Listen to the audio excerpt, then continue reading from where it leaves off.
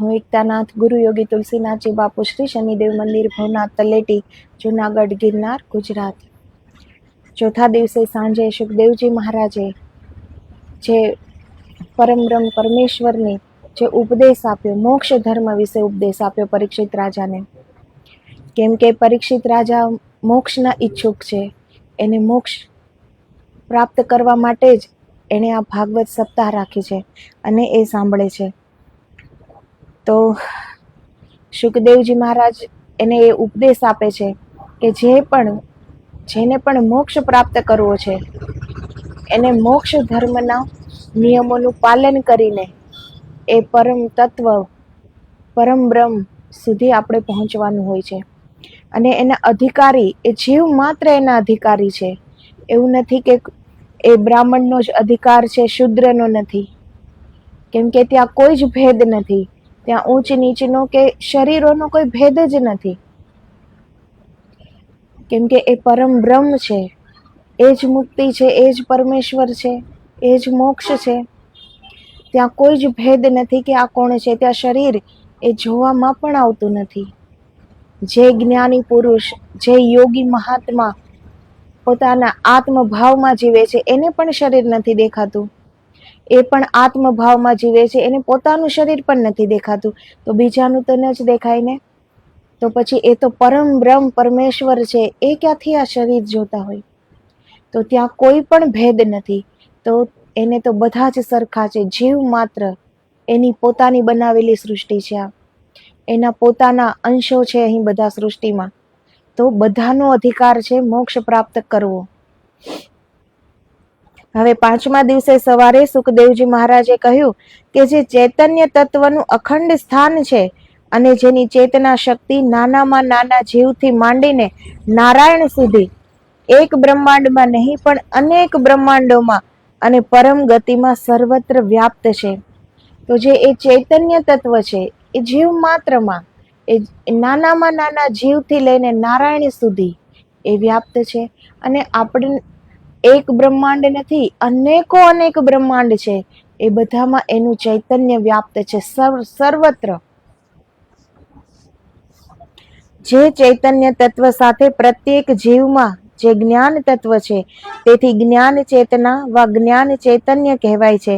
તે મૂળ જ્ઞાન ચૈતન્ય તત્વ પરમેશ્વર સાથે અતૂટ સંબંધ રાખે છે. યદે વેહ નદમૂત્ર યદમૂત્ર તદન્વિહ કઠોપનિષદનો આ શ્લોક છે. જે ચૈતન્ય અંતરાત્મામાં છે તે જ ચૈતન્ય ત્યાં અર્થાત પરમ જ્યોતિરૂપ પરમાત્મામાં છે. તો જે ચૈતન્ય આપણી અંદર છે, જે જાગૃત ચૈતન્ય, એ જ પરમાત્માની અંદર છે. કેમ કે એ જ આત્માની અંદર એ ચૈતન્ય જ રહેલું છે. આપણી ચેતનામાં કહેવાય છે ને કે આપણી ચેતના અંદર પડી છે. આપણે કેટલા જન્મો લીધા છે, શું કર્મ કરીને આવ્યા છે, ક્યાંથી આવ્યા છે, બધું આપણી ચેતનામાં પડ્યું છે. કેમ કે ચેતના એ ચૈતન્ય રૂપ દિવ્ય જ્યોત છે. એનાથી કોઈ બેખબર નથી. એ આપણા જન્મો જાણે છે. જ્યારથી આપણે જન્મ પર જન્મ લેતા આવ્યા છીએ ત્યારથી. તો એ ચૈતન્ય એ જાગૃત કરવાનું નથી. એ તો મહાચૈતન્ય દેદીપ્યમાન છે.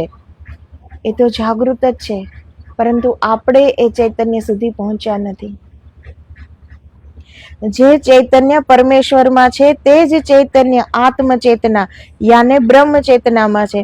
અર્થાત જ્ઞાન ચેતનામાં માયામાં મોહાંત થવાનો, અહમત્વનો, મમત્વનો, મનેન્દ્રિયો અને વિષયો તરફ દોરાવાનો સહેજ પણ ગુણ નથી. તો જ્ઞાન ચેતના, જે જ્ઞાનીજનોમાં જ્ઞાન ચેતના એને ઓળખી લીધી, તો પછી એનામાં કોઈ જ ઇન્દ્રિયોના વિષય કે મનના સુખ, કોઈ પણ વસ્તુ, અહમત્વ, મમત્વ, મોહ, માયા, એ કંઈ પણ એનો ગુણ જ નથી. એ ચેતનાનો ગુણ જ નથી કે આ બધા દોષ એની અંદર આવે. તો જે જ્ઞાની પુરુષે પોતાની ચેતનાના દર્શન કરી લીધા છે, પોતાની ચેતના એ જાગૃત ચેતનામય જીવે છે, જાગૃત સ્થિતિમાં જીવે છે. તો જે સજગ રહીને જીવે છે એનામાં તો કોઈ દોષ નહીં જ આવે ને. તો એ ચેતનાનો ગુણ જ નથી કે એનામાં આ બધા અવગુણો પ્રવેશી શકે, પરંતુ તે બધાથી આત્માને મુક્ત કરી સદ્ધર્મ, સન્માર્ગ, સદાચાર, જ્ઞાન, ધ્યાન, યોગ અને મોક્ષ પ્રાપ્તિના કાર્યોમાં દોરી જવાનો ઉચ્ચતર ગુણ રહેલો છે. તો એની અંદર એ ચેતનામાં એ ગુણ રહેલો છે. એ આપણને ઉચ્ચ સ્તર ઉપર લઈ જાય છે. જ્ઞાન, ધ્યાન, યોગ, યોગાંગ, સદકર્મ, સદવિચાર, સદપ્રેરણા આપે છે. એ એના ગુણધર્મો છે. એનામાં એક પણ અવગુણ નથી ચેતનામાં. આપણી જ્ઞાન ચેતના, તો એ આપણને જો જ્ઞાન થાય કે આપણે શું કરવાનું છે, તો એ ચેતના આપણને એ જ્ઞાન કરાવે છે. તેથી જ આત્મા ગમે તેવા પાપોથી ખરડાયેલો હોય તો પણ આત્મામાં રહેલી જ્ઞાન ચેતના, જેને કેટલાક જ્ઞાન જ્યોતિ, આત્મ જ્યોતિ, બ્રહ્મ તત્વ, ઈશ્વરાંશ ઇત્યાદિ કહે છે, આત્માને તેના મોહાંધ વિષયાંધપણા માટે તથા ધર્મ ત્યાગી પશુ સમાન જીવન સમય ગુમાવતો હોવા માટે, પાપથી ખરડાતો હોવા માટે અને માંસ લુબ્ધ મત્સ્ય સમાન વિષય સુખાભિલાષા માટે, ઘોર દુષ્કર્મ કરવા માટે આત્મામાં રહેલ કોઈ સંત પુરુષ બોલતો હોય તેમ જ્ઞાન ચૈતન્ય આત્માને ધિક્કારે છે. તો કોઈ સંત પુરુષ આપણને જેવી રીતે ચેતવે છે કે બધા અવગુણોથી, દુષ્કર્મોથી દૂર રહો, મોક્ષ પ્રાપ્તિનો પરમ આદર્શ જીવનમાં અપનાવો, જે સંતો આપણને ઉપદેશ આપે છે, સારો ઉપદેશ આપે છે, એવી જ રીતે આપણી આત્મામાં રહેલી ચેતના એ આપણને હર પલ એક સારો ઉપદેશ આપે છે. એ મોક્ષ માર્ગમાં આપણને દોરે છે. એ આત્માને ધિક્કારે છે, કેમ કે આત્મા એ મન અને બુદ્ધિ સાથે જોડાયેલી છે. અને આ આત્માને પણ આપણે જેમ આપણી મૃત્યુ થાય છે એવી રીતે આ દેહનું વસ્ત્ર આત્મા વારંવાર બદલે છે. તો એ આત્મા પણ એ મોહ માયા, એ શરીરની મોહ માયામાં એ પણ બંધાઈ જાય છે. કેમ કે એને આત્માને પણ હર દેહ વારંવાર નવો નવો મળે છે. તો એ આમાં લપેટાયેલો છે, મોહ માયા વિષય વિકારમાં. તો આત્માની અંદર જે ચેતના રહેલી છે એ આવી આત્માને ધિક્કારે છે. પાપ કર્મો, જીવન ચારિત્ર્ય અને મોહ ઘેલછા તરફ ઘૃણા વરસાવે છે અને આત્માને કોઈ ઉચ્ચ કલ્યાણના માર્ગે જવા પ્રેરણા કરે છે. તો એ જે જ્ઞાન ચેતના છે આપણી અંદર, એ આત્માને ઉપદેશ આપે છે કે આ બધા અવગુણો છે, આ બધા તમને નીચેની ઓર ધકેલી દેશે, પરંતુ એ ઉચ્ચ સ્તરીય માર્ગ બતાવે છે. ચેતના હર પલ આત્માને મોક્ષ માર્ગે દોરે છે, કલ્યાણનો માર્ગની પ્રેરણા આપે છે. તે આત્મ બ્રહ્મ પાપીને પાપ કરતા, ચોરિયા લૂંટારાને ચોરી કે લૂંટ કરતા, દુરાચારીને વ્યભિચાર કરતા, દુષ્કર્મીને દુષ્કર્મ કરતા, ઠગને ઠગાઈ કરતા, હિંસકને હિંસા કરતા, વ્યસનીને વ્યસન કરતા, મનોવિકારીને મનમાં પાપ કરતા અને દ્રષ્ટિ દોષિતને દ્રષ્ટિ દોષ કરતા અવરોધે છે.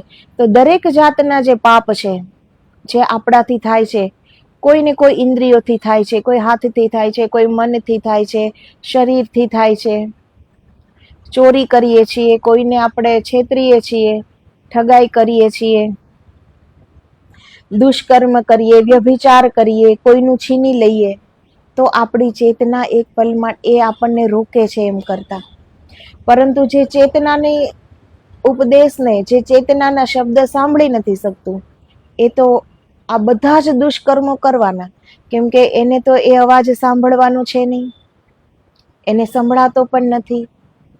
તો ચેતના તો હર પલ આપણને રોકે છે, એ હર પલ આપણને સન્માર્ગે દોરે છે, હર પલ એ આપણને મોક્ષ માર્ગ પ્રતિ પ્રેરણા આપે છે. એ હર પલ આપણને એક સંદેશ આપે છે, પણ આપણે એને સાંભળી શકતા નથી. કેમ કે આપણે આપણા મનનું જ સાંભળીએ છીએ અને મનનું જ કરીએ છીએ. તો આત્માની અંદર રહેલી ચેતના, એના શબ્દ આપણે ક્યાંથી સાંભળી શકીએ? નહીતર દરેક જીવ માત્રની આત્મામાં એ ચેતના રહેલી છે અને એ ચેતના બધાને જ હર કાર્ય પહેલા સચેત કરે છે કે આ કાર્ય ન કરવું કે આ કાર્ય કરવું.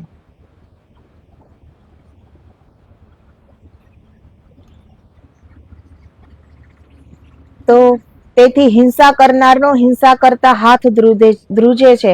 મદિરાપાન કરનારનો મદ્યપાન કરતા હોય હાથ ધ્રુજે છે. હૈયું કમકમે છે અને મુખ કટાણું થઈ જાય છે. પર સ્ત્રીનો સંગ કરતા વ્યભિચારીની ઇન્દ્રિયો શિથિલ થાય છે, મન ગભરાય છે.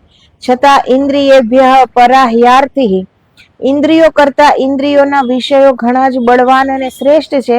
તેથી જેમ કોઈ ઘોડેસવાર ઘોડાની લગામ બરાબર પકડી ન રાખતા ઢીલી પકડે ત્યારે તોફાની અશ્વો તેના સવારને ગમે ત્યાં ફેંકી દે છે, તેમ મનરૂપી અશ્વના ઉપર સવારી કરનાર જીવાત્માને મનરૂપી તોફાની અશ્વ સંયમરૂપી લગામનો બરાબર કાબુ ન હોય તો ઘોર પાપરૂપ ગર્તામાં નાખી દે છે.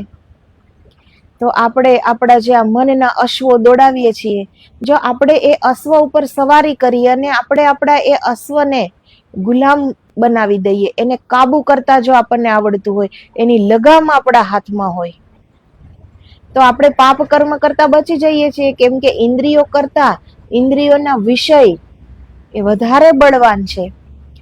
ગમે ત્યારે આ બધા જ દુર્ગુણો આપણી અંદર છે તો ખરા જ, તો એ જાગી ઉઠે છે, ચેતના રોકે છે કે આ નથી કરવાનું. પરંતુ આપણી જે વિષયોની ભૂખ છે એ ચેતનાનો અવાજ નહીં સાંભળે, અને જે મન કહેશે એવી રીતે જ આપણે કરશું. કેમ કે ઇન્દ્રિયોના સુખ એ આપણે મનના આધારિત કરીએ છીએ, કે આપણા મન કહે છે, આપણા મનને ગમે છે. બાકી આપણું ચૈતન્ય, અંદર રહેલું ચૈતન્ય, એ તો આપણને હર પલ એક સાચી દિશા, સાચો માર્ગ બતાવે છે. એ હંમેશા સત્કર્મ કરાવે છે, સદાચાર કરાવે છે, સન્માર્ગ બતાવે છે. પરંતુ આપણે આપણા મનનું કહ્યું જ કરીશું. તો જેવી રીતે એક તોફાની અશ્વ છે, એની ઉપર બેઠેલો સવાર, એને જો લગામ હાથમાંથી ઢીલી થઈ જાય તો એ અશ્વ જે એના ઉપર સવાર છે એને ગમે ત્યાં ફેંકી દે છે. એવી રીતે આપણું મન પણ આપણને ગમે તે દુષ્કર્મ કરાવી દે છે. કેમ કે મનની લગામ આપણે ઢીલી છોડી દીધી છે.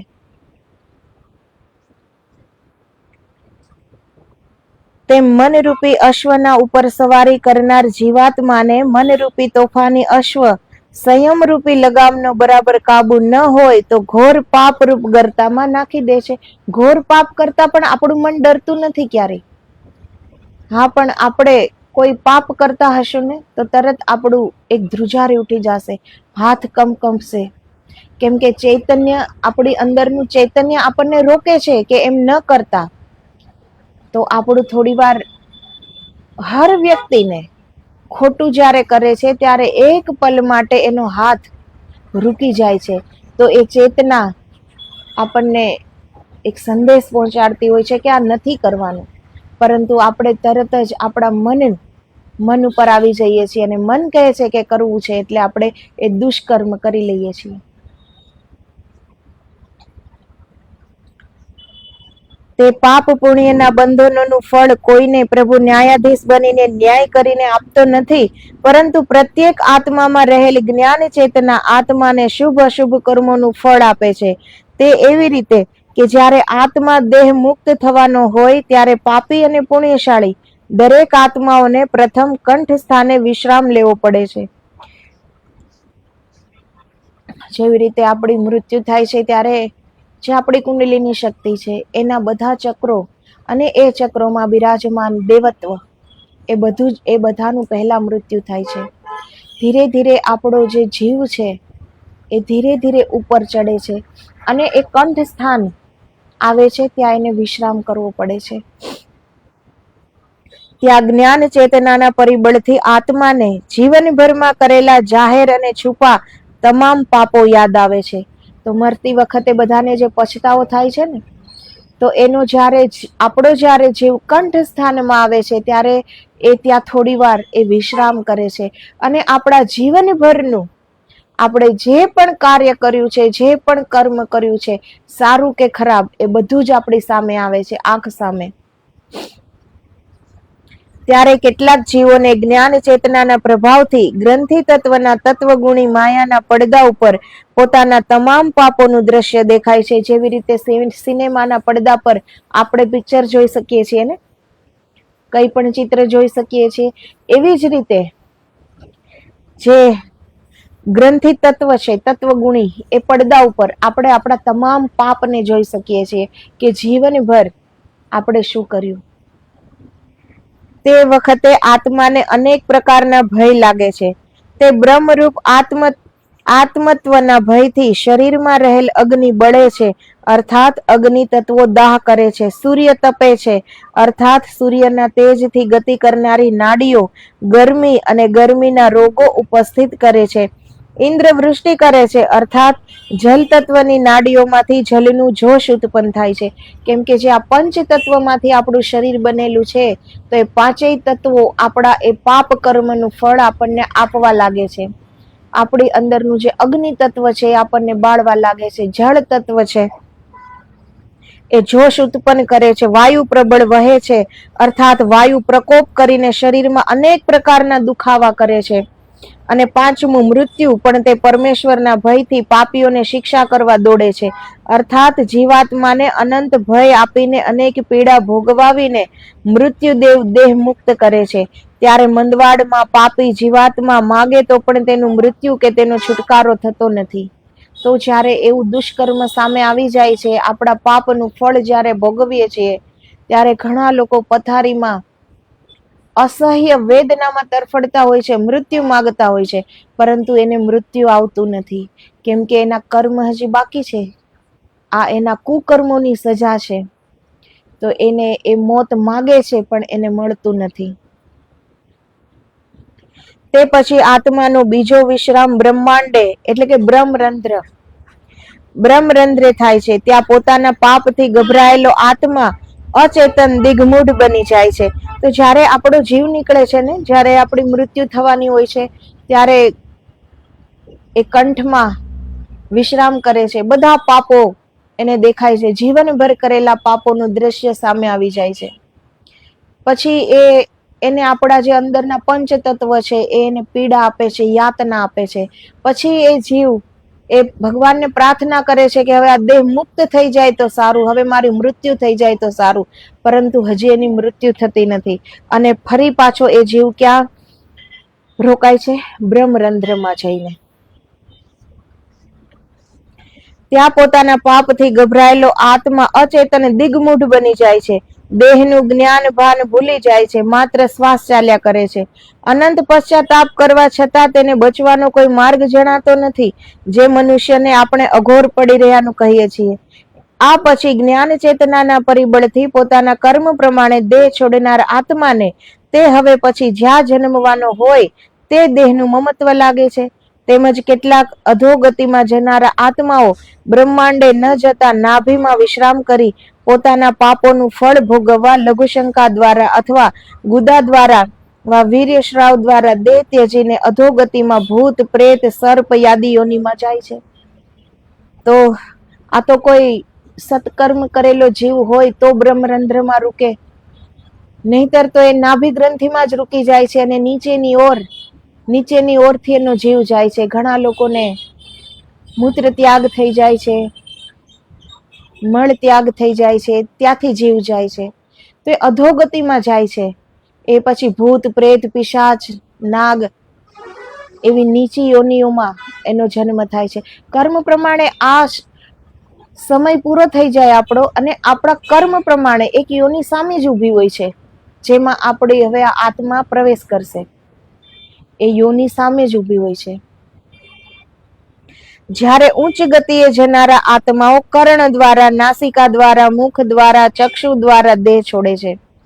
તો જે ઉચ્ચ સ્થિતિની આત્માઓ છે એ કાન દ્વારા, નાક દ્વારા, આંખ દ્વારા, મુખ દ્વારા એનો જીવ એ ત્યાંથી છોડે છે. તો એને નીચી યોનિઓ પ્રાપ્ત નથી થતી.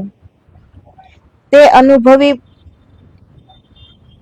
આ રીતે દેહ છોડનારની તરફ તેના અંતિમ સમયે જો સંપૂર્ણ કાબેલ બુદ્ધિ દ્રષ્ટિથી જોવાય તો તે આત્મા હવે ક્યાં જશે તે અનુભવી પુરુષો કહી શકે છે.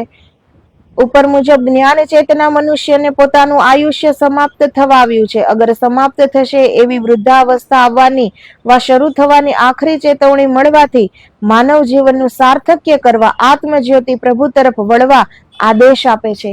તો જ્યારે આપણે મૃત્યુ નિકટ આવે છે એ પહેલા જ આપણું ચૈતન્ય આપણને એ સંદેશો કહે છે કે હવે મૃત્યુ કોઈ પણ પળે આવી શકે છે, તો હવે આત્મ કલ્યાણના માર્ગ ઉપર ચાલો. એ આપણને સંદેશો આપે છે. પણ કોઈ એવી ઉચ્ચ સ્થિતિના જીવ હોય કે એ પોતાની ચૈતન્યનો અવાજ સાંભળી શકે અને એ માર્ગ પર ચાલી શકે. બાકી તો કોઈ ચાલવાનું જ નથી. બાકી તો બધાને એમ છે કે અમારી મૃત્યુ તો ક્યારેય થવાની જ નથી. જેવા પહેલેથી જીવે છે એવા જ છેક સુધી એવા જ કોરે કોરા જીવે છે, એટલા જ દુષ્કર્મ કરે છે.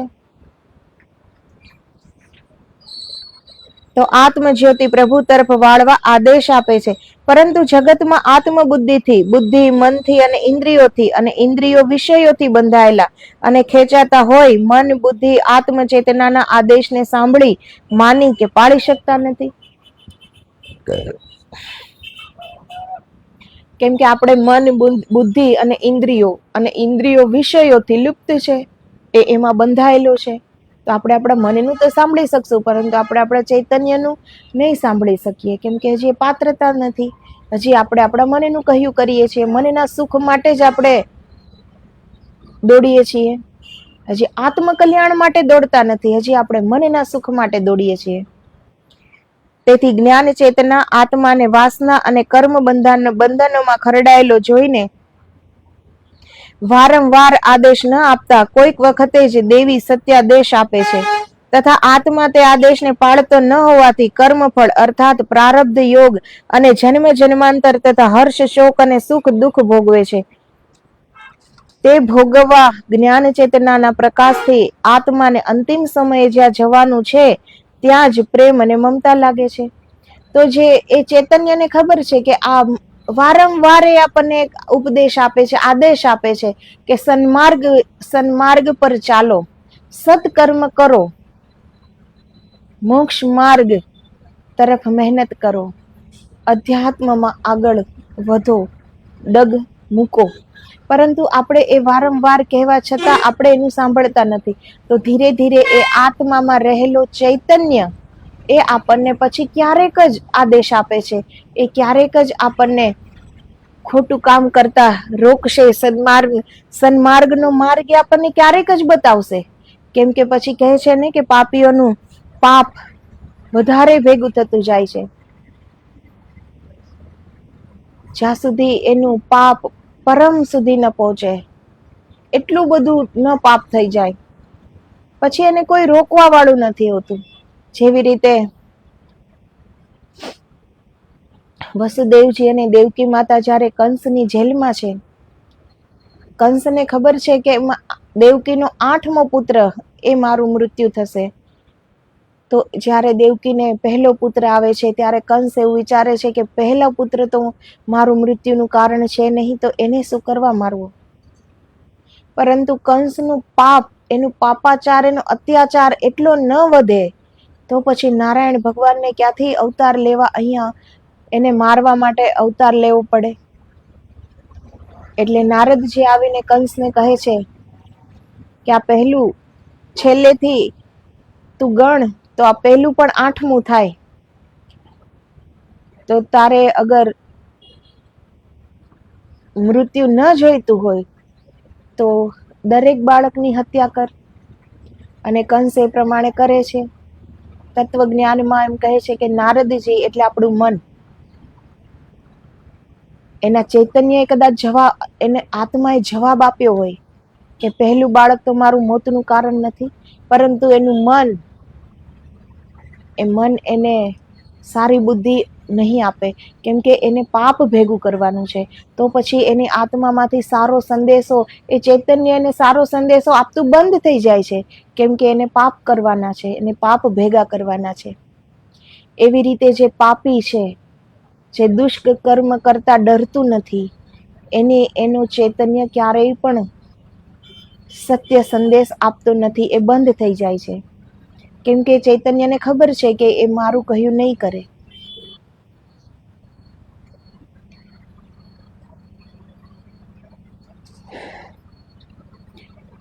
એટલે પછી જન્મ જન્માંતર હર શોક અને આ શૃંખલામાં એ પડી જાય છે. ઇતર યોનિમાં એનો જન્મ થાય છે અને એમાં ફરીથી એને પ્રેમ અને મમતા લાગવા લાગે છે.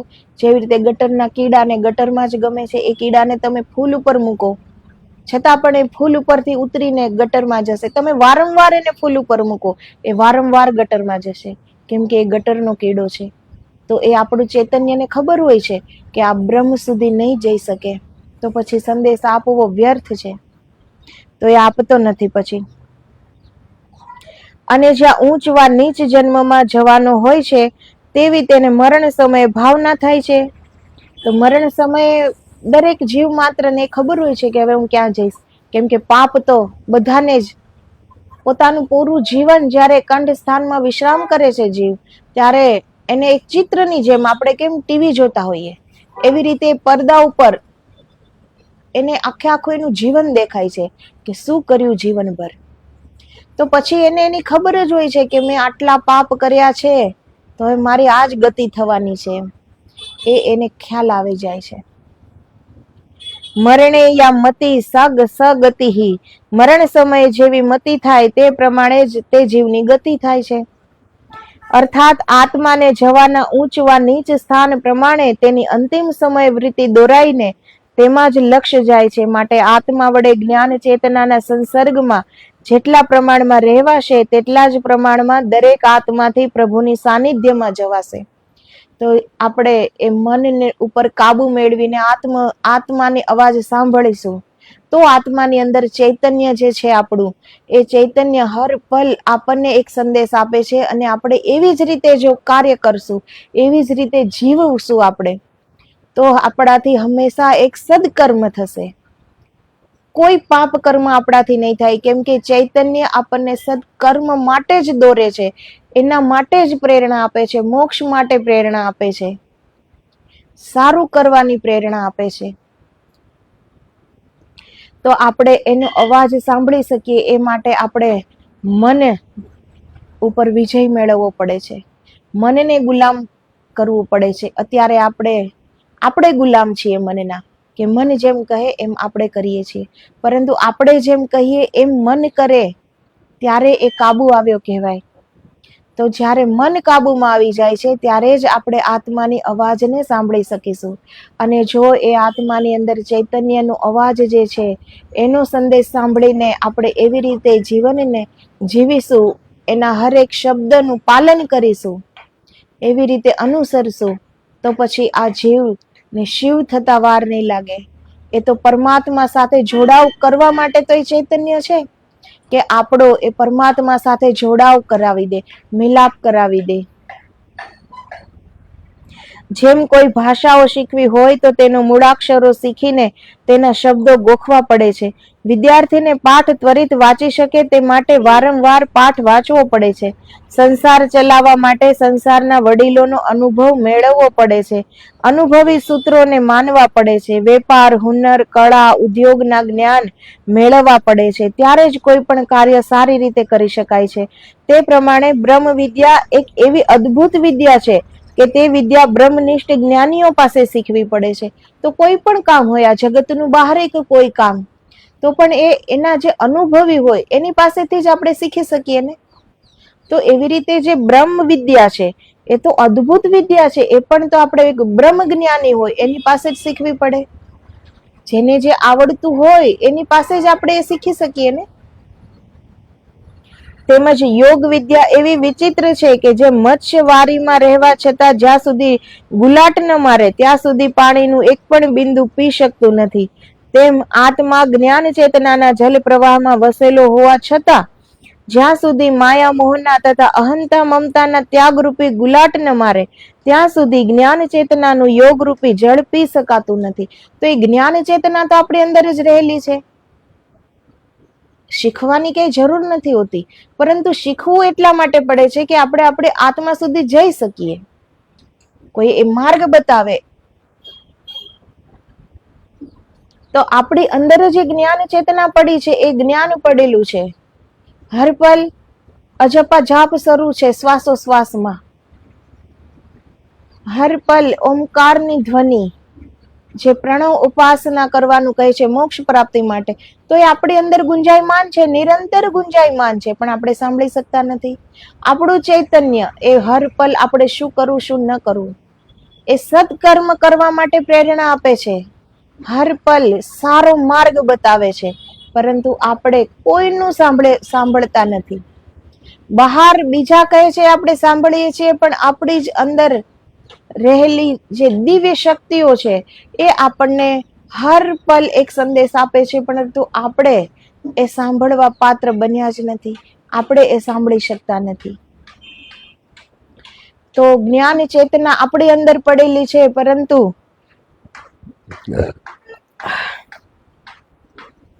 માયા, મોહ, અહંતા, મમતા બધું મૂકીએ તો એ યોગ એ આપણે જળ પી શકીએ, યોગ રૂપી જળ. જેવી રીતે મત્સ્ય જેટલી ગુલાટો મારે તેટલા જ ઘૂંટ પાણી પી શકે, તેમ આત્મા જેટલો યોગમાં નિમગ્ન થઈને માયા મોહ ભર્યા સંસારમાં જેટલી ગુલાટો મારે તેટલું જ પ્રભુ કૃપા, અમૃત અને જ્ઞાન ચેતનાનું અપરિમિત બળ આત્માને મળી શકે છે. તો મત્સ્ય જેટલી ગુલાટ મારે ને એટલી જ વારી પાણી પી શકે, નહીતર પાણીમાં રહેવા છતાં પણ પાણીનું એક બુંદ પણ એ પી નથી શકતું. એવી જ રીતે આપણી અંદર પણ એટલી જ જ્ઞાન શક્તિ છે, પરંતુ આપણી અંદર જે આ પડદા છે, મોહ, માયા, અહંકાર, મમતા, તો એ આપણે એ જળ પી નથી શકતા. આપણી જ અંદર છે. જેવી રીતે મત્સ્ય પાણીમાં જ છે, છતાં એક બુંદ પણ નથી પી શકતું. એને ગુલાટ જ્યારે મારે ત્યારે જ એ પાણી પી શકે. એવી રીતે આપણે પણ આત્મામાં જ્યાં સુધી નિમગ્ન નહીં બનીએ ત્યાં સુધી આપણે પણ આ યોગ રૂપી જળ નહીં પી શકીએ. જીવ જેટલો જ્ઞાન ચેતનાથી દૂર રહેશે તેટલો તે સંસારમાં ડૂબશે અને અનેક જન્મોમાં ભટકશે. તો જ્ઞાન ચેતનાથી આપણે બધા દૂર છીએ, એટલે તો વારંવાર આપણે આ જન્મ ઉપર જન્મ, જન્મ ઉપર જન્મ લઈ રહ્યા છીએ. તો આ જીવ જેટલો જ્ઞાન ચેતનાથી દૂર રહેશે એટલો એ ભટક્યા કરશે આ સંસારમાં. માટે જ્ઞાન ચેતનાના સહવાસમાં જીવવું, તેનાથી વિમુખ ન થવું, તેને અંતરના ઊંડાણમાં સદા સર્વદા અખંડ ઝીલવી, તેનું નામ જ આત્મબળ પ્રાપ્તિ છે. તો અખંડ આપણો લક્ષ્ય ત્યાં રહે કે એ શું કહે છે, આપણું જ્ઞાન ચેતના. જેવી રીતે આપણે કોઈ જ્ઞાની વ્યક્તિ જે કહે છે તો આપણે કેવું એની સાંભળીએ છીએ કે હા આ જ્ઞાન એનામાં છે તો એ સાચું કહે છે. તો કોઈની એનાથી પણ વિશેષ પરમ બ્રહ્મ પરમાત્મા રૂપી જ્ઞાન આપણી અંદર બિરાજમાન છે, પરંતુ આપણે એને સાંભળી શકતા નથી. તો જેટલું આપણે આત્માનું સાનિધ્ય પ્રાપ્ત કરીશું એટલું જ આત્મામાં છુપેલી દિવ્ય શક્તિઓ સાથે આપણું સામીપ્ય થશે. એના માટે આપણે બહારથી જે આપણી આ ઉર્જા આટલી વહેંચાયેલી પડી છે ચારે બાજુ, કોણ શું કહે છે, બીજા શું કરે છે, બીજાને કેમ નીચે પાડવા, બીજાની કેમ ઈર્ષા કરવી, સ્વાર્થ કરવો, નિંદા કરવી, એકબીજાની કુથલી કરવી, વાતો કરવી, જેવી રીતે આપણે બહાર આ સમય બગાડીએ છીએ, વ્યર્થનો બગાડીએ છીએ, પરંતુ આપણે આપણી અંદરની ચેતનાનો અવાજ સાંભળીએ, વિચારોનું મૌન ધારણ કરીએ. મૌન એટલે શબ્દ ન બોલીએ એને મૌન નથી કહેવાતું. વિચારોનું મૌન, કે કોઈ વિચાર નથી, એક પણ તરંગ નથી, બિલકુલ શાંત જળ છે. અંદર જેટલું શાંતિ થશે એટલું જ આપણે આપણી ગહેરાઈમાં જોઈ શકીશું, ગહેરાઈમાં ઉતરી શકીશું. તો આદેશ. જય ગિરનારી, જય ગુરુદેવ. આગળ હજી 5મા દિવસે સવારે હજી આ શરૂઆત કરી છે ચેતના વિશે. તો આગળ હવે કાલે વિડીયોમાં આપણે વાત કરીશું. તો જય ગિરનારી.